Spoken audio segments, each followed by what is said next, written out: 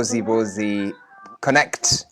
And this Friday, we are pleased to host a very special guest, someone who I've been following for quite a while, and someone who I believe will have a very interesting story and journey to share with you guys. But can I ask, before we start, that everyone just mutes themselves, and we will do this as we normally do, which means I will lead the conversation with prompted questions. If there's anything anyone in particular wants to ask or comment on, you can wait till the end when we give the audience the chance to speak and ask questions. Or if you can drop your questions in the chat, if we can thread it into the session, I will thread it in. Okay, so just for purposes of those who are new here, Kibozibozi Connect is a gathering every Friday, 8 p.m. UK time, and it doesn't have an end time. We are Ugandans, friends of Uganda generally, who meet up to talk about all things and everything. And those of you who have been here earlier may have picked up the conversation we were having with Afro Berliner and a few other people around digital content creation. Yes, so that's where we are. We then have other guests who come in and speak about different things. We have experts, we have professionals, we've had people on mental health, we've had people from marketing, we've had people talking about the businesses that they've started. And so it's generally a place where we think collectively we can learn new stuff and we can learn from each other. So without further ado, I'd like to introduce our guest tonight, Monica Musungu. Monica Musungu, welcome to Kibozibozi Connect. Good to have you here, and thank you for accepting our invite to come and speak to us today. Can we just check that you've got your microphone on? Hello, Monica. Yes, I can hear you. Fantastic. Okay, so we're now going to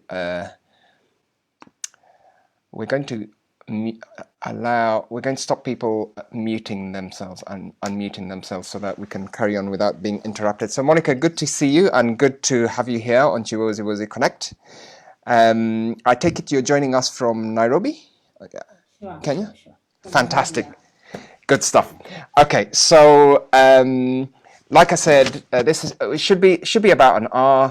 But we will go through a conversation about what you do, your journey so far, and if you can share with us as much information as you can. And then later on, we'll give the people the chance to ask you questions. So it's a bit like a kind of interview talk show, but with the chance for people to contribute. So welcome to Kibozibozi Connect. Thank you. Good stuff. Okay, why don't we start? First of all, before we get into your background and into your background and your journey, tell us I know you're the founder of Scenery Adventures. Tell us what Scenery Adventures is. Hello, everybody. My name is Monica Musungu. I'm the founder of Scenery Adventures Limited, having a branch in Kenya, Nairobi, and Norway. Scenery Adventures, we are a tour and travel company that does inbound and outbound. Thus, we do holiday packages, international and local. We also do hotel bookings, air ticketing, airport transfers, corporate car hires, and visa processing. Scenery Adventures was first founded in 2008, and later we incorporated it in 2012, having two directors, one in Norway, Mr. Ellen Eggert, with me here in Kenya. So I manage African office while Mr. Ellen manages Scandinavian market office. Fantastic. And of course, the high, lofty world of being your own founder of a recognized travel and tour company is very far from where you started off. Tell us a bit about your childhood. My childhood, I was raised in a poor family. We are 11. I'm the fifth born. And growing up in a slum was difficult for me. First, from my primary school, I passed well and I was taken to high school where my dad had to ride me on a bicycle for 2 hours without anything. staying in a boarding school in high school without any pocket money. That is the kind of a life I lived. My dad passed away, but I really respect him and I keep his legacy because he sold his cow to pay my school fees. So that is when I was in Kenya, we call Form 1, I don't know in Uganda which stage is that.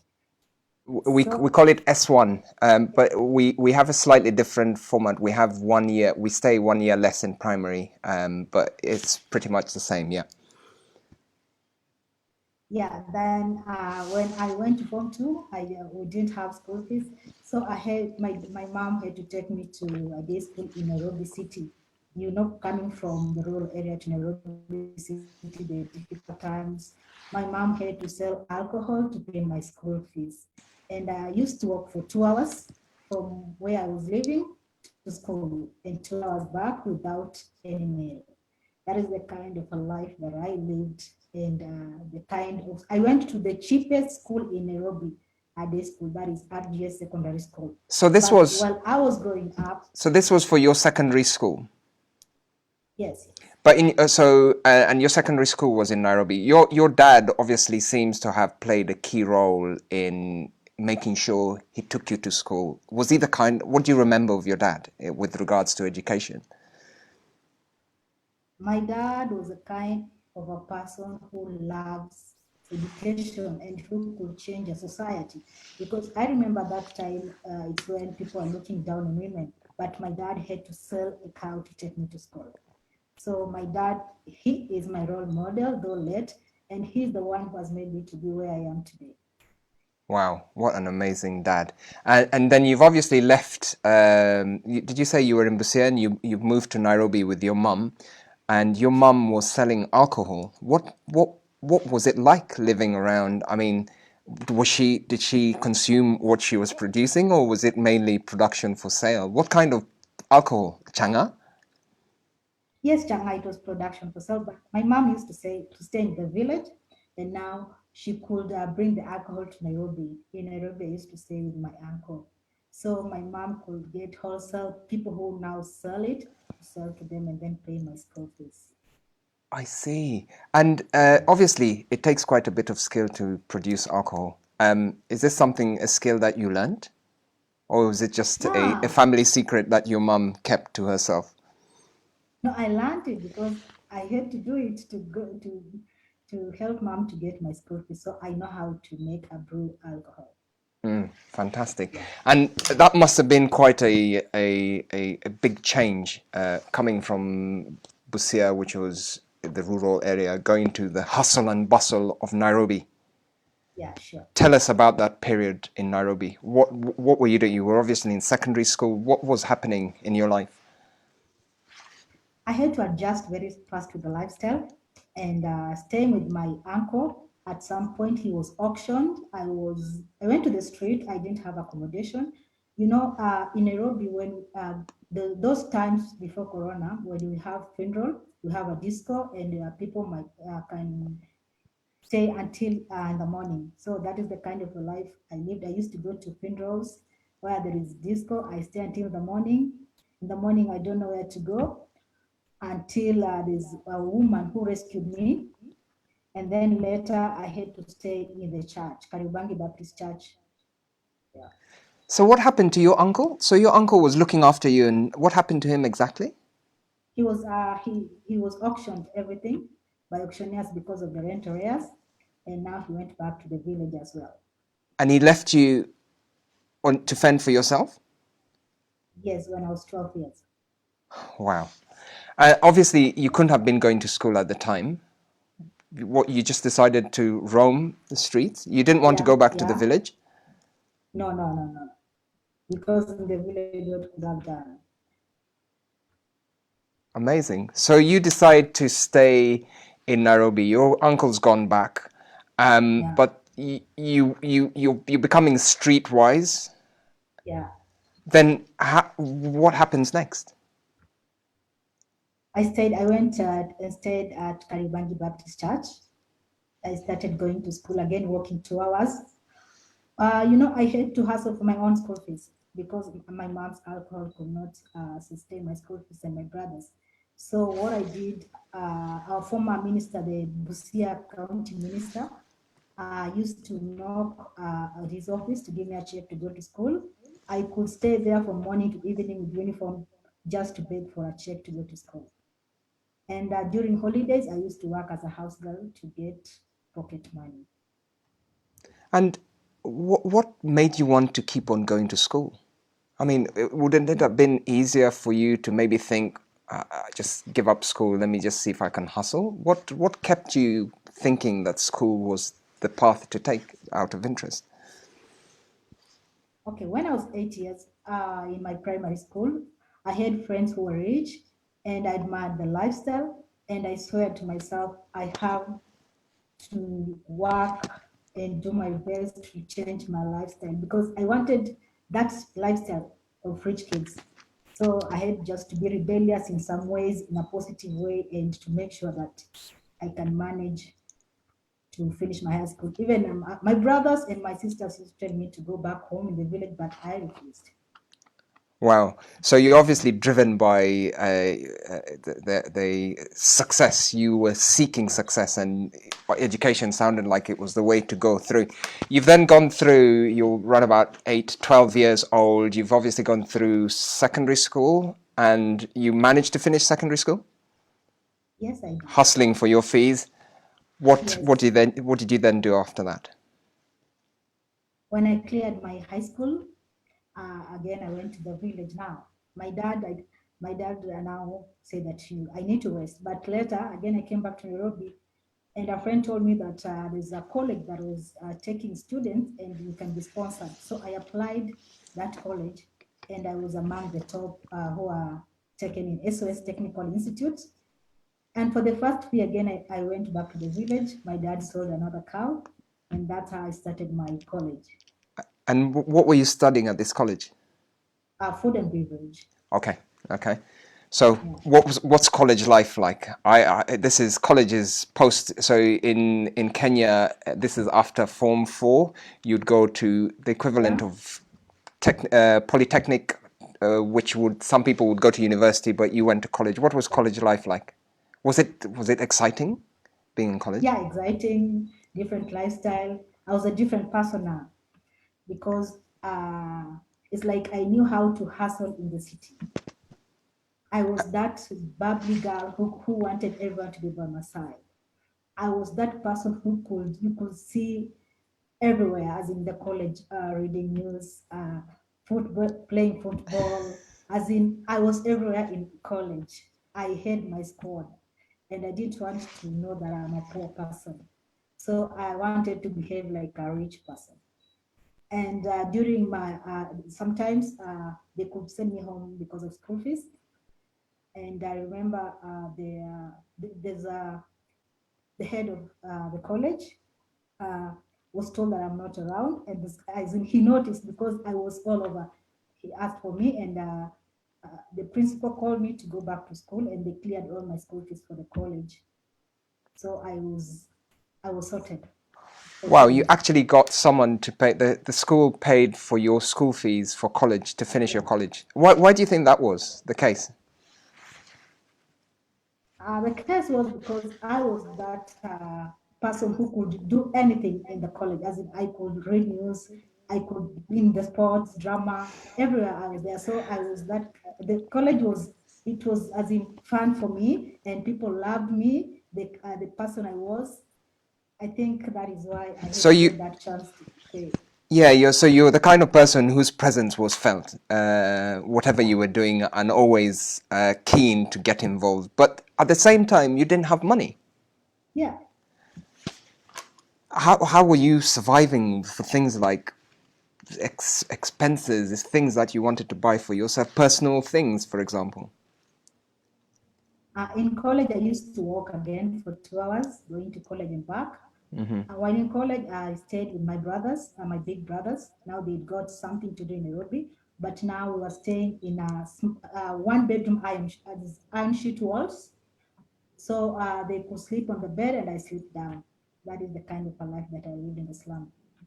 So this you were now in Nairobi, living in a slum, Yeah. doing your doing your college studies. But you didn't want anyone to know you were poor. Exactly. That's a tricky one to pull off. You finished college, Yeah. and then you went off to get yourself a job. I imagine it must have been an Yes. exciting thing. How was the job search, and what did you end up doing? What was your first job? My first job was a waitress at Bounty Hotel. Tell us about it. And Bounty Hotel, I was taken as a casual employee. So it was, you're paid according to the hours and the shifts that you're making. So they used to call me a robot because I used to work, and when someone doesn't come, I combine the shifts because I need money. That is the kind of a life I need. I did as in the hospitality industry. I was so active. I could control as in a lot of tables at once. And later I was promoted to be a cashier, the same hotel, and later I was promoted to be a receptionist, the same hotel. So at the hotel is when I met Ellen when I was at reception doing my job. And he loved the way I coordinated at the reception and the way I managed the reception. He gave me a tip and told me and gave me a card in case I need to change. I should call him. And this is the person with whom you founded or you co-own Company. your company. Okay, Yeah. so you've obviously built yourself up. You're working. You're doing all this stuff, kind of related to what you study. Were you thinking at the time of starting your own company, doing something, or No, were you just thinking about working for someone and getting money? no, I had a dream. I What had a was your dream dream? to have, my dream was to have my own company and employ people. And I And believed in myself. I believe that I'm going to have a company. was it any particular thing, or was it particularly in tours and travels, food and beverage, or was it just having a company where you could employ people and make money? To be frank with you, I hated the hotel industry. So I wanted something out of the hotel industry, but connected to the hotel industry. So when I left Bounty Hotel, I contacted Ellen, and Ellen took me to his company, Kenya Camping and Safaris, as a marketer. And later now I enrolled at Airways Institute to study tourism. I see. So this is where you then get the information and knowledge on tourism. And you've obviously worked, you then contact him, he gives you a job, he allows you to study. What was it like working Yes. for a Norwegian boss compared to, or company owned by a Norwegian boss compared to Bounty Hotel? Was it better? Not really. I had some challenges because the staff didn't want me to work there because they thought I was there like a mole, as in someone to report to Ellen what they're doing. So everyone opposes my being there, and most of the time they sent me to the field, climb Mount Kilimanjaro, take clients everywhere. So I took that chance to study more in the field work when they used to send me out to the field. So I took it positive, and that is how I learned my tourism also in the field. So they would send you out because they didn't want it, it's I get the feeling that going out to the field is like the low end of work people don't really like to do. But you took it as an opportunity to learn about tourism. Yes, yes. And what did you learn? Uh, What did you learn being out in the field that you think has helped you get yourself to where you are today? I learned how to coordinate a group, how to package itineraries and the destinations, and how to market tourism. Wow. And these are skills you learn being out on the street, on in the field with clients. And I imagine because you're in the you're out in the field, you're meeting potential customers. If you were to start your own thing, you're getting face-to-face time with them. Mhm. Is the pay better than working in the office? No, it was the least thing you could do, as in just going to the field. Whatever you get is when you're paid from there. But yeah, and people who are working in the office earn better than me. So I took advantage of that, and I felt I'm the kind of a person when you throw a stone to me, I'll make it something else better. So I loved those challenges while growing up. And I was given an opportunity to go to Norway to market the company. So, where everyone was rebellious in the office, but now my name came first as Monica to go to Norway, and then they can add the rest. So that is how I ended up in Norway. So this is to go to was the owner based in Norway? Yes, yes. Okay, so this was to go to Norway to do what? To market the Market. company? Yes. Ah, I see. Okay, and you've obviously worked there for a while. Why did you leave? You must have left at some point. Yes, I did. Why did you leave? I Got fed needed up of it? change. You No, yeah, needed I needed change. change. I can see the entrepreneurial streak coming out. Now, you've lived and you've been in jail. Yeah. It's hard to believe that someone smiley as you, with a successful company, has been in jail. How did this come about? Okay, when I came back from Norway, I founded Scenery Adventures. And now, I didn't have clients for tourism, so I started car hire. Car hire, like, for example, you have a car, you give me the car, I pay you per month, you leave the car to me. So that is how I got the cars to manage. And now individuals had to come for car hire. So I hired the car out to a woman who I thought was a good client. He was part of the cartel who sold the car. When I contacted the car owner said I was part of the cartel. So that's how I ended up in jail for 1 week behind bars until I was proven innocent and the car was found. The second time I ended up in jail again, when I came out, I hired a car to someone. He said he's a doctor, gave me the documents, but later he got accident, dumped the car without telling me. So when I was called by the owner that the car has been seen somewhere dumped, I went to see, and that's how I ended up again behind bars. They knew me in the central police station now. You've become a regular. And I can't imagine life in prison was particularly great. I've seen the prisons in Uganda. I can't imagine the ones in Kenya are different. But what I find quite resourceful about you is you went off and registered this tours company, but you decided to do car hire. Was that because you didn't have money to do particular tours and it was easy to get people to hire vehicles off? How did you get the people who were supplying you with their cars? How did you advertise? Sorry. First, I started with 5,000 Okay. capital Okay. because when I came from Norway, I misused the cash, and then I ended up having only 5,000. So I rented an office where you're given a desk and then you pay 5,000. So uh, getting car from the car owners was the only solution to make things happen and Hmm. proceed, because I couldn't contact Ireland. I resigned from Norway, so I didn't want him to know anything that I was going through. So, but how did you get the people to give you their cars? Are there people just waiting to hire their cars out to people like you? Yeah, we have referrals.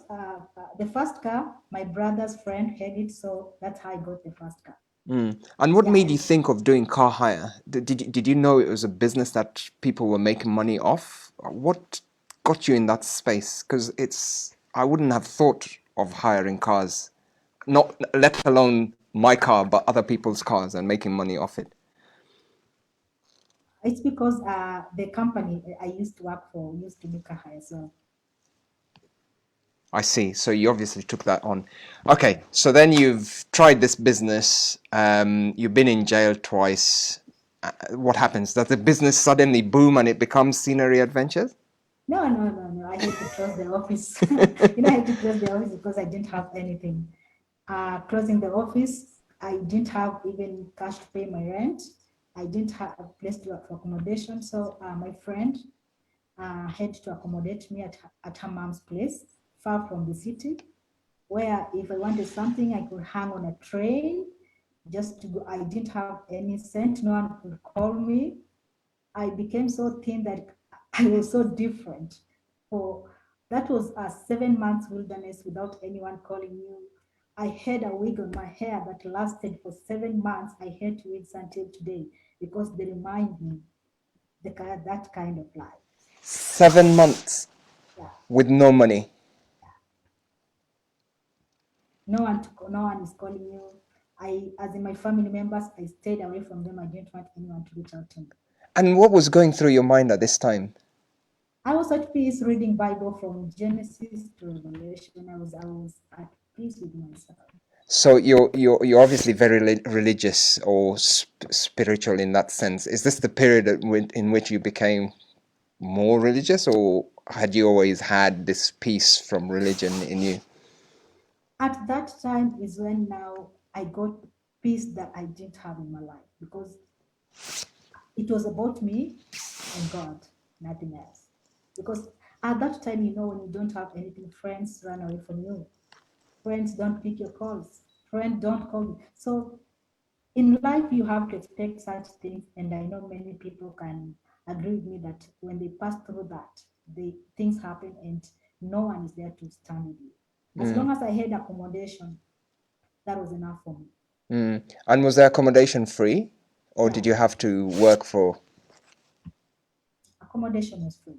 Okay, so 7 months wilderness, one wig for 7 months. Exactly. Jeez. Exactly. You can imagine. And you still have this dream that you have. Yeah. How did you bounce back? I didn't want to look for a job. I didn't want any. Okay, bouncing back, I had a friend who called me asking for car hire. He worked for a certain company, and I told him I no longer do car hire. But he asked me where I am. I said things happened, and things turned out not the way I expected. So he pushed me to get a car to give their company. So I did that, and I was paid, given commission. And that commission now is when I started preparing myself, asking for going to print books, like receipt books, invoices, just to get ready in case I have kind of a job, and then starting to call those suppliers that I know, just to be standby in case I get a job. And you were still living with this person who was putting you up, or had you gone back to into the city, or I to? had to shift. I had to shift to go in a quiet place, a very cheap place in Nairobi. At least, I didn't have anything. Like the things I had, I found the person I gave it sold them out. So all I needed was my own roof and the mattress down. That's it. At least I was in my own house. Describe, what was this house like? This house was a one-bedroom house, and I only had a mattress down. I bought a mattress and I put it down, and a stove. That is, and I was at peace. I loved it because, you know, 7 months in wilderness and having now a roof over your head at you for your own, that On was a space. blessing. Yeah, that was a And blessing. and I imagine being brought up in the slums and living that kind of street life must have hardened you. So that was, in a sense, training for this period. Yeah, I think so. Good stuff. Now, when would you say you got your big break? Because all this looks like really piddly stuff, tiny little things that you're doing. One car here. There's obviously been something that's changed your fortunes. When was it, and what was it? Tell us now. Okay, it's very important to tell you that I failed thrice. I closed the company thrice, You and did then what? now the break. Sorry. You I you failed called, thrice. you closed the I company closed 3 times, twice or 3 times? 3 times, Three three times. times. Okay. So you Learning a kept on lesson. trying and opening it and closing. Okay. Carry on. Okay, so my breakthrough came when I was told of a contract. Someone needed the shuttles, and I said I can provide the shuttles, but at that time I didn't know anyone who had the shuttles. So through my network, I had to make calls, and I was given someone who had the shuttles. And that company asked me if at all I can send the photos and the quotation, which I did. And I know a lot of companies had sent the quotation, but they chose mine. They said I had a good cars and I had the best quotation, so I should handle the job. So I provided when I talked to the owner of the buses, he told me, I trust you. I'm going to give you the buses fueled. I know once you paid, you're going to pay me back. And he Okay. said, I will show you. Hold there. So someone needs shuttles. You've prepared a quote, probably your first big quotation, and it's gone through. What made you, how did you prepare such a good quote? Was it because it was cheaper? Did you have help to prepare this quote? What made it stand out? What do you think made it stand out? I think the presentation in my email maybe, because and I was so confident in the meeting that they believed in me so much. Maybe miracles, I don't know. Maybe you can say Okay, it like that. so this guy is happy to give you the coaches, That was, fuel yeah, them, yeah. and, So when and I was carry on. told Sorry. to provide them with the drivers, so I went to KICC Nairobi, and the guests that I saw who were coming from their private cars to get in these shuttles, as in, I was so shaken. I was like, what am I handling? Because these people are coming in bodyguards. These people they have security. And you didn't And know when who I saw these Miss were. Clinton, I was like, I didn't know. Wow. And when I saw Miss Clinton is when now I was like, okay, this is what I'm handling. And then the security came and told me, who is in charge of the team? I said, me. Now I was told I'm not going anywhere. I'm being with them all through for what they're going to the places they're going. Even in the meeting where Miss Clinton was, I was in the meeting and introduced myself. And after the job, I was given a check. That was in 2009, end of 2009. I was given a check. After the same month, a week after Miss Clinton, Econ was coming, MTV Mama Sawad. And a friend again told me, Monica, can you provide cars? Because I see you look at her. I say, yes, I can do that. But later he told me that Zain had taken the job. So there's a day I was in the cyber now doing, I didn't have internet in the office. So I was in a cyber and he called me and told me, if you can be at the airport in 30 minutes, you'll get the group. Because we can change the scenery name to be the one receiving the group. I said, yes, I can do that. So I printed the name of the group. I didn't have transport to go to, as in private means, I didn't wait to get private means to go to the airport. So I used the public means to go to the airport where I called drivers to follow me because I wanted to be there in time. Once I arrived at the airport, I was with my pager, but they delayed to come out. So drivers came and found me. So when these guests came out, they realized, we are being handled by Scenery, and Scenery, we had the stickers in the vans and the private cars. So that's how I managed to get Acon's group for 1 week, MTV Mama's Award. Hold on. So Zain, I just want to deconstruct that deal. So Zain is a travel and tour company or something? No, it's Airtel. You know Airtel now? Yeah. That time it was called Zain. Okay. So are they the ones who had got the deal to do the travel?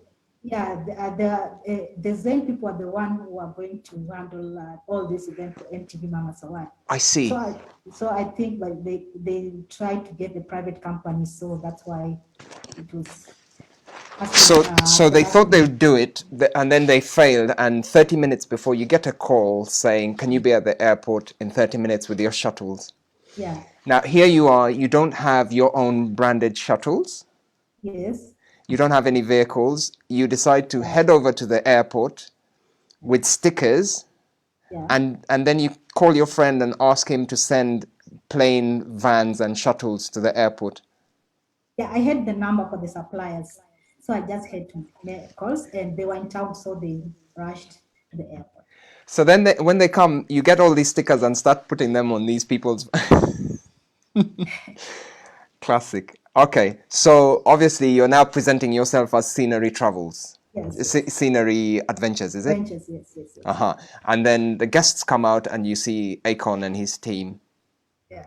and then you handle I was that. aware, because I was looking for that job for long because I was aware Econs were coming. So I took the team from Congo Brazzaville and I was with them for 1 week. I was given a VIP thing. So everywhere Econ was going for 1 week with the team, I was going with them.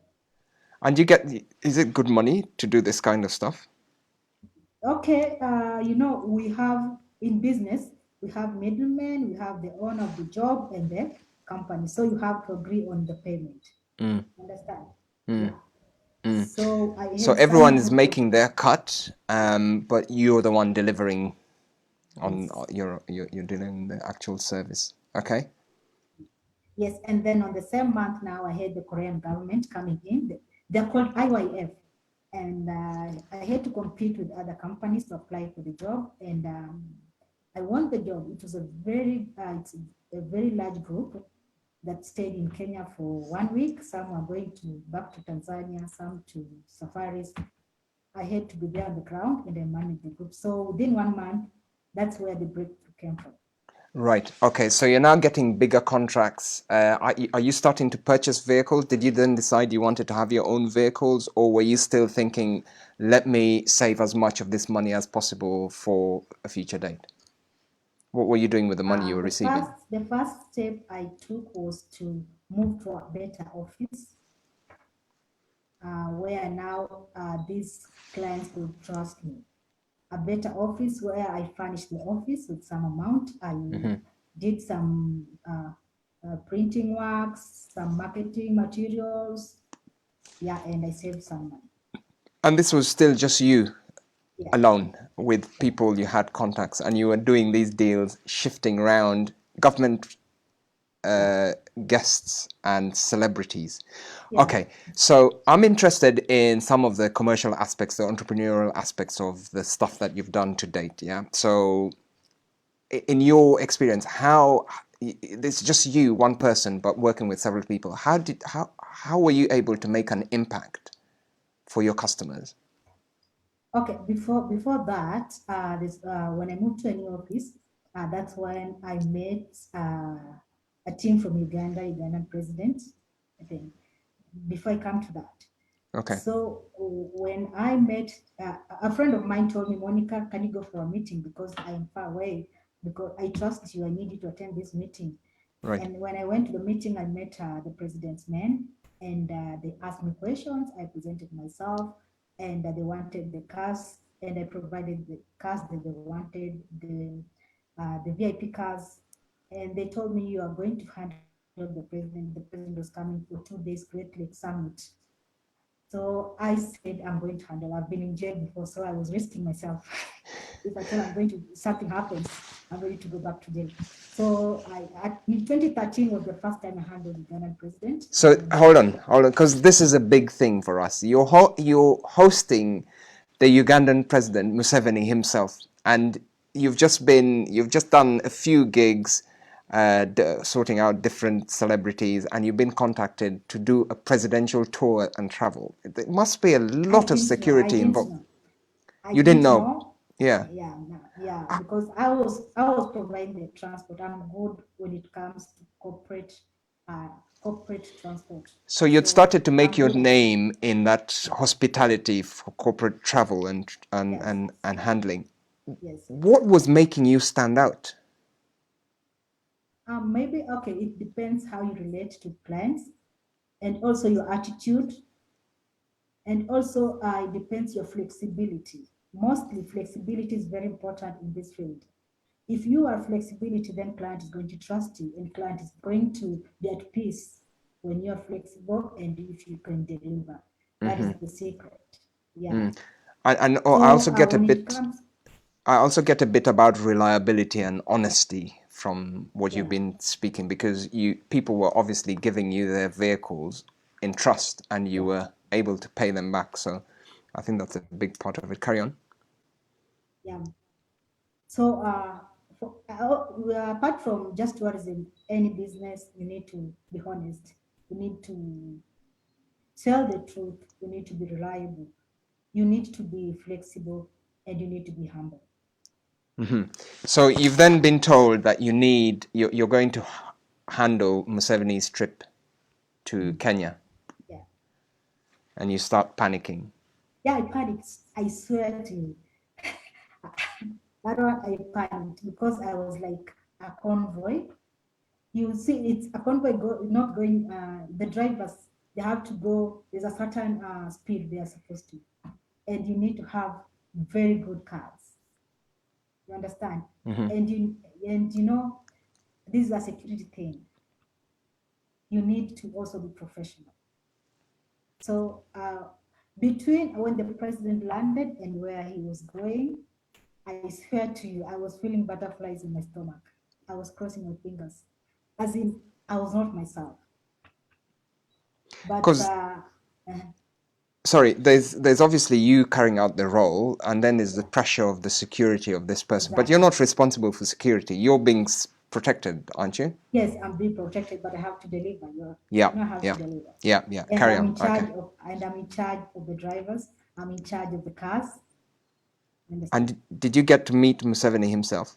Yeah, I met him, and also there's a time ambassador called me for a that was, I think, now the fifth time ambassador called me at his residence to just thank me, and the speech was like, "We've never seen such services."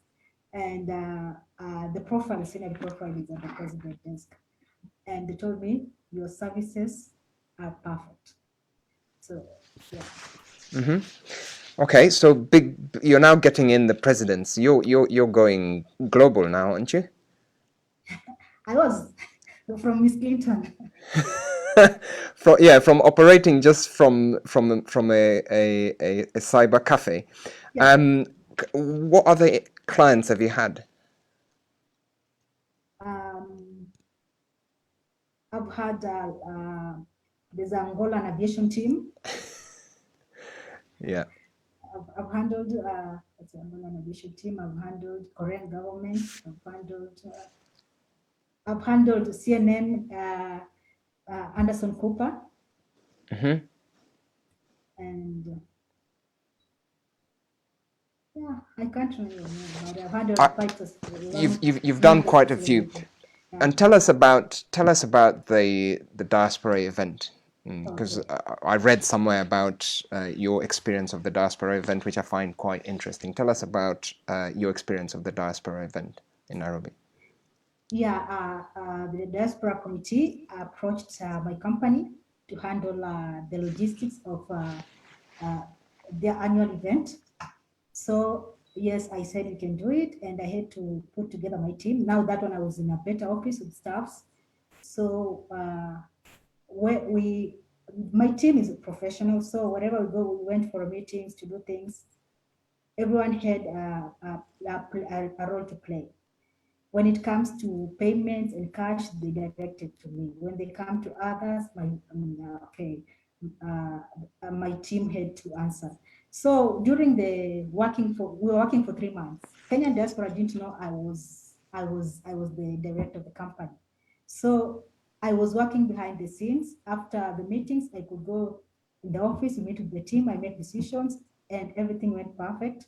As in, even it reached a point during the event, they had to send me for photocopies. They were so, as in, they took me like a staff, which I did, while my staffs were like, do these people know that you are the boss? You need to tell them. I told them, no, let me just do whatever I'm supposed to do.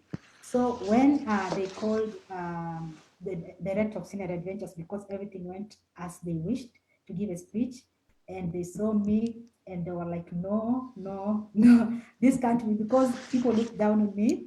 They sent me to do the things that I could, that they expected someone else to do. And they didn't believe it was me who was behind the team. Wow. And we did a great job for Kenya diaspora.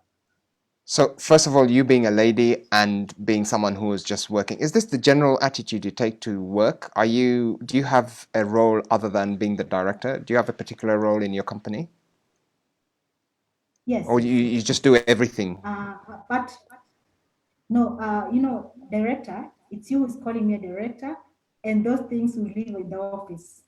When we do the field work, we are teammates. So you actually go out, you still go out with the clients? Yes, I go because I don't want any mess. When I see sensitive group or sensitive client, I have to be there myself, because making decision on the ground is very easier for me than receiving calls when I'm seated in the office. I rarely sit in the office. Office is meant for secretary. Office is meant for those people who are doing the office, but I go out to the field. That's very interesting. And you talk about having employed people. How do you build a team of people who are able to deliver the level of service that you yourself deliver? How do you go about recruiting people? What do you look for? Because I serve as an example to the team. I get even people who are not experienced, as in, and I train them myself. I take time to train them myself. For example, when I recruit someone, I give that person 1 month to do exactly what Scenery does. And even some clients call me to ask me, how do you train your staff? As in, can I get such staff? Because I show them an example of me. And if there is something that happens or a client complains, we have to apologize. As in, we have procedures to make this client feel at home. And I set as an example. I rather, I always tell them, I'll not lose a client because of mistake of a staff, because getting that client is not easy. So they know the role that we play. I always, sometimes I go to the office at 4 a.m., get in the office, I'm working. By the time they come in the office at 8, I've finished my work. I have the to-do list. I take them through. We have a meeting, and then now we kick off. Is So that it's your something that, normal work day, starting at 4 a.m.? yeah, sure. What At time do you 4 sleep? a.m., I'm awake. What time do you sleep? I sleep between 11. I sleep 11. So we're But keeping you I up have well my past your. alarm on. No, it's fine. Tomorrow is Saturday. There you So go. so at 4, I'm always awake. And I, because at that time, even there's no traffic, you just drive, you are into the office. They always get me in the office, by the way. They always get me in the office when I'm around. I'm always the first one to open the office.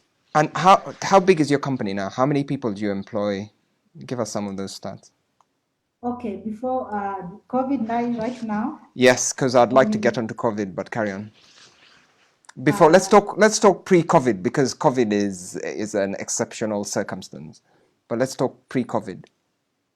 pre-COVID we had 7, and Okay. then casual. It depends with the job. We can employ as many casuals as we can according to the job. So it also depends with the job as well. So when COVID came, I had to release some to go, and I Yeah. had to maintain 2 of them.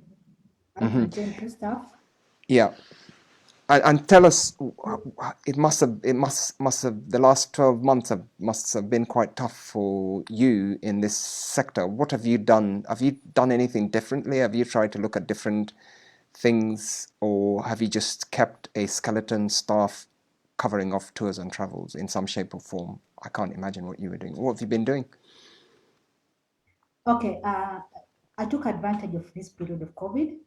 I attended most of that. I've been attending online classes, knowing how to market online, trying to come up with new ways, the marketing strategy, coming up with packages of different destinations, trying to come up with getting partners to partner with them in different countries so that we can sell the packages. So I've been busy, by the way, even during this time than before COVID. I can tell you I've been busy doing a lot of things. So I took advantage of that time to just sit and strategize my work, which I see there is an improvement. I know after COVID, I have high hopes that things are going to change and our marketing strategy will bring a lot of clients. That is the hope I have. Yeah. And that's obviously an interesting way of using your time, because it's essentially downtime for you. Okay, so a few more questions before I'll ask if people want to ask any questions. So one thing that comes across from you is you're very confident, and you seem to be quite good at networking. How does someone develop those skills? Because they seem to be very key in the sector you're in, but also for anyone in any business. Do you have any tips on developing, building good networks and building one's confidence?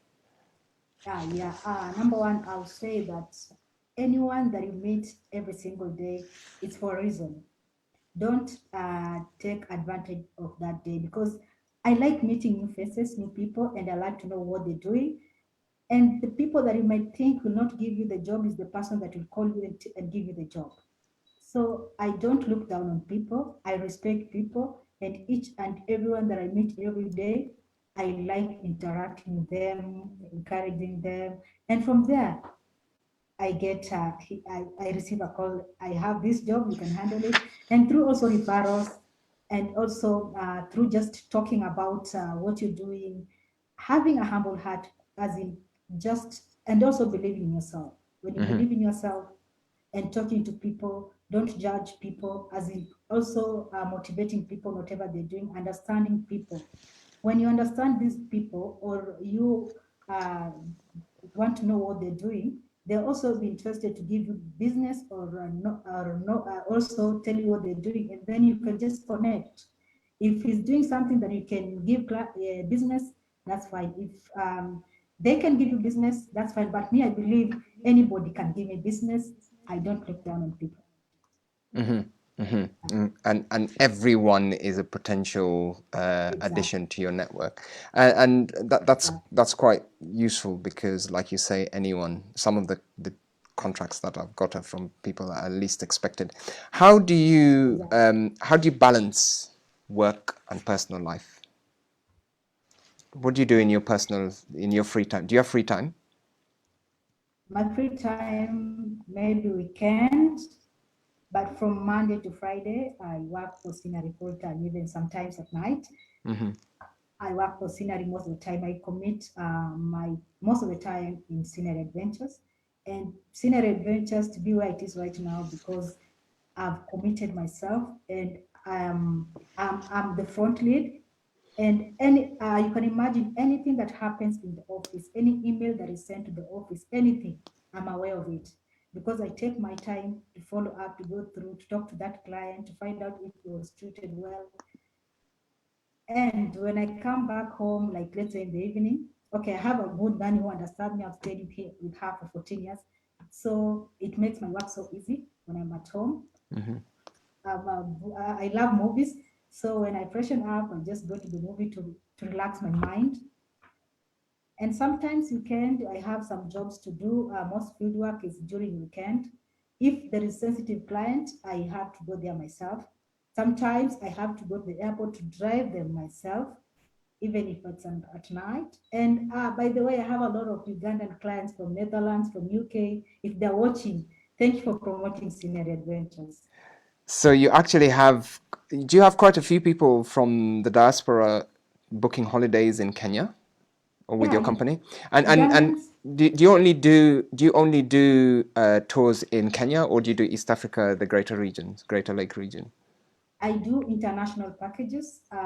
We do Kenya, Uganda, Zanzibar, Morocco, Maldives, Dubai, Ethiopia, a lot of destinations. And we do also visa services depending on the country that you're going in. We don't do all the countries, but it depends on the country that you're marketing at. Visa services for people leaving from Kenya going to different countries, right? Like, for example, to Dubai, yes, like, for example, Okay. to Dubai, to India, to China. We used to do China before, but now it's very hard. Yes, and also clients who are coming to Kenya, Kenya nowadays visas online. We also offer visa services. As in my study is I want to do anything that, for example, when you come to the country, you feel comfortable that you can handle the whole thing that you need in the country. Like, for example, we realize that we have tourists that they get problem getting visas to Kenya. So that's we had to incorporate visa services again, doing for our clients. As long as they book with us, we do their visa services coming to Kenya. We provide for them airport transfer, take them to a destination. As in, we do everything for them. We don't want them The to ask full anybody. service, like end to end, from your Yes. initial contact with them to making sure Yeah. the journey. Yeah. Okay. So what next for scenery? 5, 10 years. Where do you see scenery adventures? Okay, I see it international because what I've been doing during COVID, signing MOUs with the partners on the ground, traveling to those countries. During COVID, I've traveled to different countries, a lot of countries, and I was not just traveling for leisure. I was traveling to meet my partners and also studying the destinations. So even before we send client to that destinations, I personally have gone to that destination to study it, to know what my client is going to get. So this helps me to market it and client to have confidence in me. So this is what I've been doing. Uh, and in the next few years, I know scenery is going to be international, as in international, because the foundation that you're laying as scenery, I'm not regretting anything. Fantastic. That's always good to hear such big dreams and obviously the steps that you're taking. word of advice for the people who are out there. If someone wanted to start a tours and travels company, what are the first things you would advise them to do? And do you have any advice for anyone looking to start a business? Yeah, mostly people don't take serious about registering the name of the business. Coming up with the name of the business matters a lot. And it also, the name of the business can sell you or cannot sell you. You can agree with me that some names, if you hear the names of the companies, you're like, how did this name come to existence? But the name can sell itself. Like many people have been asked, how did you come with the name Scenery Adventures? As in, okay, you are the one who knows that I'm director, but many people don't know I'm the director because I don't want them to know I'm director. I Okay. want them to know. Mostly, I introduce myself as I'm from Scenery. Even on my TV shows, when you just watch, I'm from Scenery until they insist I say who I am. What's on your So business it's not cards? about also the time. What's on your business card? Travel consultant. Scenery Adventures. Interesting. Okay, that's You know, interesting. okay, I can tell you why it is like that because I can go somewhere, I need business. When someone sees me as a travel consultant, he will need to engage me and see if at all they can give me business. And if I cannot be able to quote that thing, I'll tell them, let me go and consult my boss and come back to you. And when you go somewhere telling that you're the boss, you lose that business. I swear, you lose the business because they'll see you're a boss. Okay, they want to judge you the way you come and some will not give you the business. But if I go as a travel consultant, they know she's working under someone. And if she doesn't answer all the questions, we have a room for her to get the answers for us. So it's also advantage for that name to be there as a travel consultant and not a director or not a CEO. I That see. is number That's one. very clever because then you have a bit of room to negotiate beyond yourself. Whereas Yeah. if it was you, you make the decision, and if it doesn't go through, you can't then come back on yourself. Fascinating. Okay, that's an interesting tip. I might pick a leaf off your book. Okay, carry on. There's a Yep. time I went to pick a client at the airport. He was an Asian. And then he asked me, do you know the owner of this company? I would like to talk to them. And I asked, why?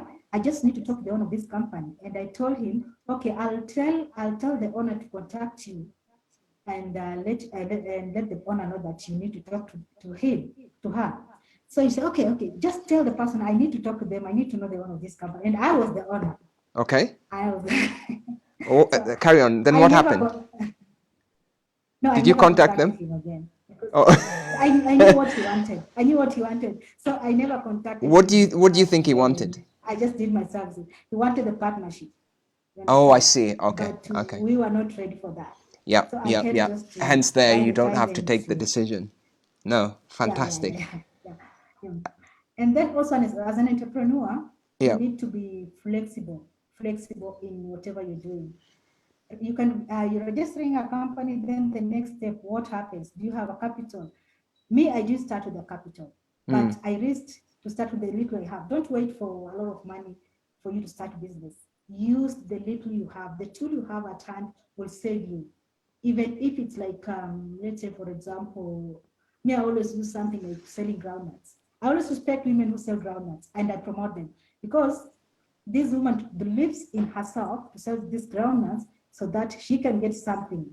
And from these groundnuts, she will buy more and more and more. So whatever you have, the little you have, just start with it. Don't wait for bigger money or don't wait for loans because asking for loan, you need an asset. Where are you going to get an asset and you don't have money?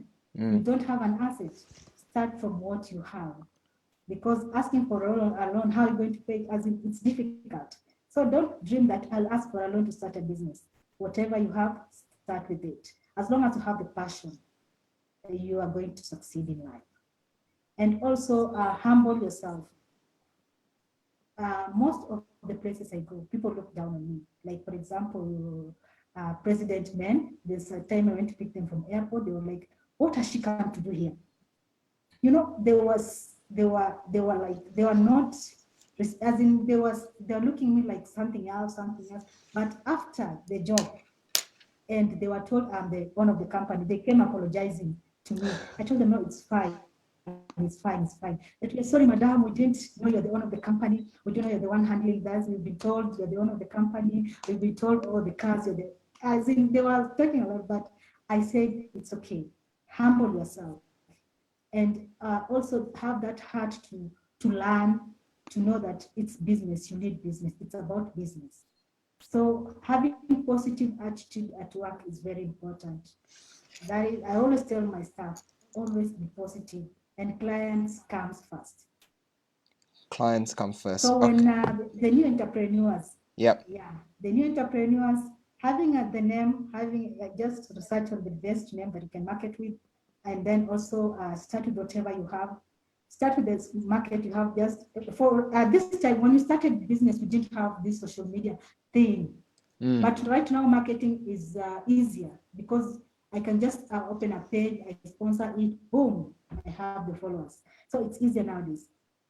But now, also, sometimes we can have followers, but these followers are not our customers. Have you ever seen that? They're not our customers. When I post something, let's say on my page, no, or on my wall, you'll see like 2 likes because it's a business thing. But these people, the best thing is that they come to my inbox to give me business. So I keep posting even if one person likes, but they come to my inbox to give me business. So to me, I'll never stop posting, even if those who don't like, it's okay. I don't go Yep. with the likes, but Yep. my inbox, I get the business. So just believe in yourself and do it. Risk, So carry on, carry on. yeah, just let them believe in themselves, risk, and find the mentors. If you don't have a mentor, it's very difficult for you to grow. Having a mentor will give a direction. Me, I have mentors even right now who correct me, who push me to the walls. I have mentors. So having a mentor is also very good in business. Fantastic. Okay, really good tips. So talk about the name, being flexible, being resourceful. These are all things that I like to hear. Have passion, be humble yourself, positive attitude, and always look to improve. And this is the mentorship thing that you mentioned. That's really good stuff. I think someone's asked a question, and I'm going to hand over to you guys very shortly. So when you are pretending, this is a very technical question, but when you're pretending you're not the owner, do you then refer to the owner as madam or sir? Or do you use them and their, non-binary? I can use both because I have a co-director in Norway. Ah, So I okay. can use her or Yes, I yeah, can yeah, use yeah. her. Very So I clever. use either. Okay.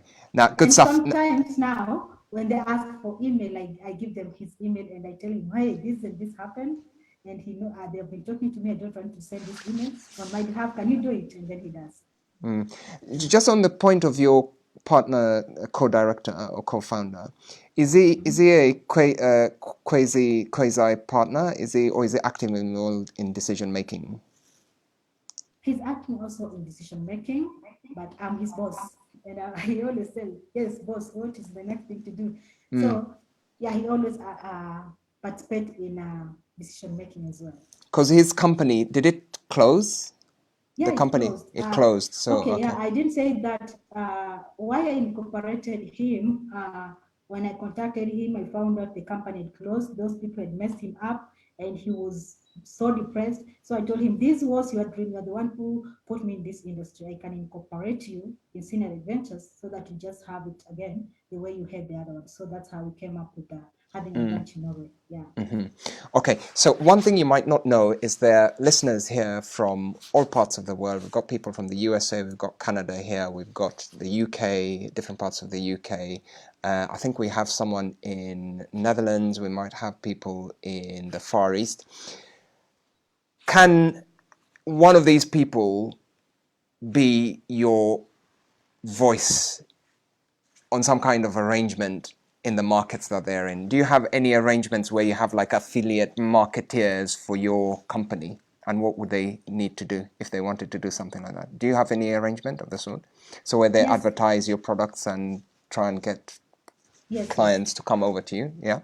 Yes, my partner in Norway is the one in charge of overseas marketing. So what to do, we have an MOU with such people, we sign an MOU with them, and officially they start marketing, and there is some percentage that they get while marketing for Senior Adventures. the materials we provide everything they need, and then that's how we're doing with others. So yes, I need such people. That is what I want. Those people, I need them. Good. And MOUs are ready for Mm-hmm. signing in case you have a serious person who want to work with us. Okay, I think there will be people here who will definitely be interested. Now, obviously, people will want to get in touch with you. Where do people find you? On Online social and media, yeah. my Facebook page is Monica Mzungu. On page, we have Scenery Adventures Limited page on Facebook, on IG, and on Twitter. And then also Monica Mzungu on Twitter, on Facebook, on IG, and LinkedIn. Okay, so what we're going to do is, what's your Instagram? Monica Mzungu. Monica Mzungu. Does Scenery have an Instagram? Yeah, just go to Scenery Adventures Kenya. Scenery Adventures Limited Kenya. Okay, do you mind if I just quickly log into? Now, guys, you should be able to ask questions very shortly. Just give me a minute. I just want to quickly check out Scenery Adventures. Scenery, Adventures Limited Kenya. no space. No space. You'll get our logo. Scenery Adventures Limited Kenya. Yeah, sure. Okay, so so guys, those of you who are listening, before you get the chance to ask Monica questions, I can see a number of followers on her page. In the spirit of supporting and working with people to better themselves, can I request how many? There's 26 of you guys here. If you're on Instagram, please head over to Scenery Adventures and let's give her some love and increase the number of followers by at least the people who are here. We can see the followers. I'm keeping an eye on the number. So please head over to Scenery Adventures Limited. Let me see that name properly. Sorry, just give me 1 minute. Sorry. Scenery Adventures Limited Kenya. So I'll do that. Scenery Adventures Limited Kenya. Scenery Adventures Limited Kenya. Instagram. Guys, head over there and sorry, I've sent it to the wrong place. Head over there and please, please, please follow Monica's tours and travels company.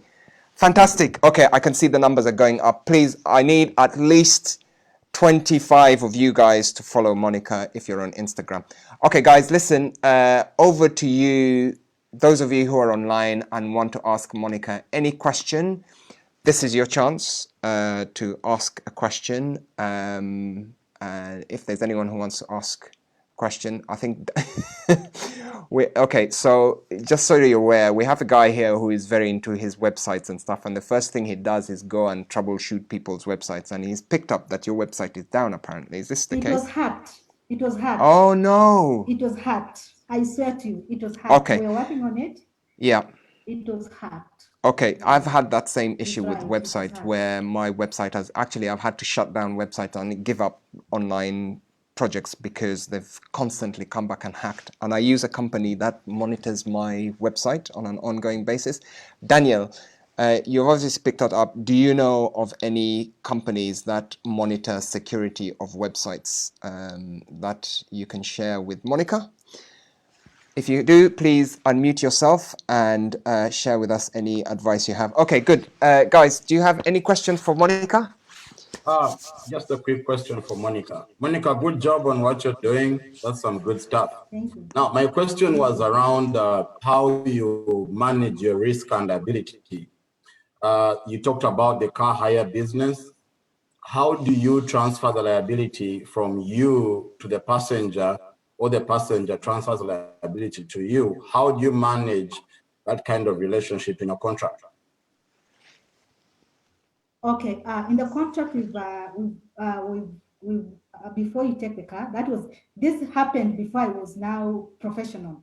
But now that we are professional, that we do corporate only, we have a contract that lists what you're supposed to do. Like, for example, you have to return the car the way you have taken it. And then also we have the details of the driver, the driving license and the ID. And the company, you have to sign a contract with the company, not individuals. So we had risk, and we are not hiring to individual anymore. We are only hiring to corporates. So we are dealing with corporates, which has lessened our hassle, and we are at peace because we are dealing with corporates. And that's what now we left the self-drive thing and then went to corporate side. So it's better because for a corporate, they're going to return the car the way it was. If it's insurance, for example, the car has got an accident, there is a place where insurance has to sign, a third party. So that is how we come to handle the car hire. But we don't depend on car hire that much because it's a very big risk in car hire. So we just do corporates and long term. Okay. Okay, and then my last question was around fraud. Given that you're dealing with a lot of foreign transactions, what systems do you have in place to manage fraud? Okay. Because you're getting clients from overseas and they're using all sorts of payment platforms. How do you make sure you collect your payments? What systems do you have? We have online payment system, and that's why now I don't know why our website was hacked, but we have online payment system. And then also we have a machine where we have clients who come physical to the office to swipe the card. And then we have mobile money in Kenya. Most of the people, like Ugandans, mostly they pay with us. They pay us with mobile money. And also we have bank transfers, the dollar account. We have a euro account, sterling pound account. So that's how we do our payment. Have you ever been a victim of any kind of fraud? Yes. Especially, how did it come about, and what have you done to protect yourselves? This is fraud in terms of payments. Okay, yeah, but this was through a supplier. There's a supplier that used our online payment system to receive money, which we received the money and we transfer the money to him. He didn't deliver the services. He disappeared, and this client had paid Scenery Adventure system, so they had to sue Scenery Adventures. Okay. While this guy disappeared. Yeah, those are just con men. You find them everywhere. Good questions, Byron. Hopefully they're bits. But Byron, I am interested. So Byron is a financial, we call him our resident financial expert, but he also deals in stuff around fraud. So Byron, I believe your work covers areas that might be of interest for Monica. What would be your top tips for helping Monica dealing with fraud, especially with international payments? I would encourage her, since she's using a website and she's using all these international payment platforms. I don't know what, I'm sure she mentioned about the Visa card system that accepts Visa. I would encourage her to have what they call two-factor verification in accepting payments. It's a second layer of verification whereby if I'm booking I'm paying for your services, let's say I'm in Turkey or the US, the transaction won't be processed until a secondary financial institution does verify, meaning it goes through another layer of security who verifies that actually this money is coming or this card is genuine or it's not a stolen card. So it's called two-factor step verification in credit card and debit card payments. And it's a small payment, you pay for it through a third-party vendor. There are quite a number of companies now, and they will be able to give you that second layer of assurance when it comes to your payments. Because I could book your services through a stolen debit card, and you will give me a receipt, right? And then I'll travel, but then the owner of the card will report fraud, and the bank will now stop the transaction, but you in Nairobi, you will not know. So I will show up in Nairobi or whatever, and I'll travel for free. And then that money will never hit your account because the owner of the card did report fraud. And this is an instant process. So for me, I'll come on the vacation, it's very common here. I'll go on the vacation, use up all the services, but you on your end, you'll never receive the payment because the owner of the card will now report to their financial institution that there was fraud on their card. Now, there are other secure platforms, which I'm sure you're not yet, conversant with, but I've seen people saying cryptocurrencies now comfortable with them. I would encourage you to go down that road. But Visa is very secure. I know you're on MasterCard, but look into having a second layer of protection And I think it's a small monthly fee you can pay. I think we were working with iPay. Okay. Yeah. Yes. iPay, yeah, That's we're working good. with iPay, yeah. Yes, I know about them. Yeah. We are their clients. Oh, okay. Good stuff. Thanks, Byron. So that's Byron for you. Maggie, please unmute yourself. I think you have a question. Hello, Monica. Hey. Thank you so much for today and everything that you've shared with us. Thank you. I'd like to ask about partnership. As a new entrepreneur, I'd like to know when to consider getting a partner in my business. Maggie, that's a good question. And you just reminded me, I had a partner in Uganda that I didn't do the due diligence and she messed me big time. Well, so for you, the needs you need to know having a partner is, does this partner has the same dream like you do? Does this partner have the same passion like you do? You have to check on those things, because you can involve a partner that doesn't have the same dream like you do, is going to mess you up. You must lay a very good foundation before accepting the partnership thing, because I failed twice. I involved the partners which messed me up again a lot of times. So it's good to know this partner, who he is, what is his passion. If he's interested in whatever you're doing, then you can proceed with them. But if they're not interested, they just need the shares in your company, then you're not going anywhere with this person. It's going to mess you up. Thank you. Yeah. Thank you so much. Good stuff. Thanks. Good question, Maggie. Does anyone else have a question?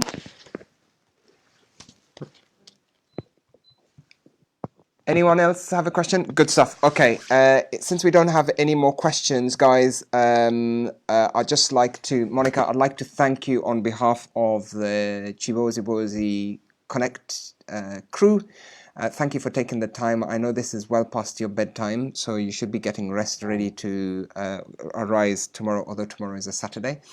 Really grateful for sharing your very inspiring journey from pretty much nothing to building yourself a company that is known not only in Nairobi, Kenya, but globally, and good to see the passion and commitment you have to building your dream. I'm sure we'll be hearing a lot more about scenery, adventures and travels, but at least I know, should I be looking for a package holiday, I know where to go. So thank you so much for taking the time to share with us your story and giving us your top tips on entrepreneurship. Now, guys, those of you who've got your cameras off, if you can turn them on. Wait first. I saw when I was starting, I saw a lot of DJs here. We have Ethiopian package for Rastafarian. So you need to get with scenery adventures. Rastafarians. Now, don't you have to have dreadlocks? No.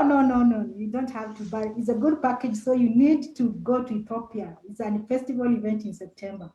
And Oh, I see. Okay. Yeah. So where can we find out more information about this particular package? On our page. On your page or yeah. Facebook page, yeah? Facebook page and then Instagram. Okay. They're posted. Yeah. Okay, good stuff. I think the crew here are actually planning we're looking to plan a get together somewhere. We haven't decided where, but who knows? We might be knocking onto your door looking for recommendations of where we can meet up. Thank you. I really good stuff. Okay, guys, please, if you can turn on your cameras. If you can't turn on, that's absolutely fine. If you don't mind giving Monica a round of applause and thanking her for the time she has spent talking to us about scenery adventures. And if you do get any ideas of starting a business, she's left her details and her pages that you can follow. And we hope to see many more of you guys starting off your own little businesses. Ash. I don't know whether Ash was raising her hand or clapping. Good stuff. Monica, thank you so much for joining us. Feel free to leave because from here on, the conversation goes downhill. Literally. Thank you so much. Good stuff, guys. So yeah, there you go. Those of you who are thinking of starting tours and travels. I thought So, are we still on Facebook? I can end it. Let me end it now, yeah, because we.